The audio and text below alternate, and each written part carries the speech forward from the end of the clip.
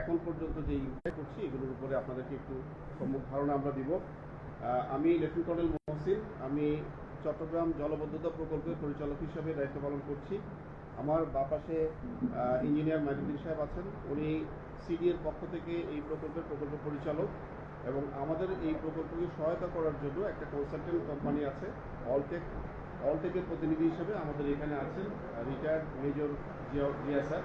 তার অংশ আমাদের সাথে এই যেগুলোতে আমাদের পূর্ত মন্ত্রণালয়ের একটি প্রকল্প, যেটা 2017 সনে একনেকে অ্যাপ্রুভ হওয়ার পরে 2018-তে সিডিএ কর্তৃক আমাদের সাথে একটি মেমোরান্ডাম অফ আন্ডারস্ট্যান্ডিংয়ের মাধ্যমে প্রকল্পটি বাস্তবায়নের জন্য আমাদেরকে দেওয়া হয়, যার প্রকল্প ব্যয় ছিল 8,626 কোটি টাকা। সেখান থেকে ভূমি অধিগ্রহণ এবং ক্ষতিপূরণের টাকাটা বাদ দিয়ে আমাদের সাথে 5,500 কোটি টাকার একটা চুক্তি হয়, এবং সেই অনুযায়ী 36টা খালের সকল ধরনের পূর্ত কাজ বা অবকাঠামো নির্মাণের কাজটি আমাদেরকে দেওয়া হয়।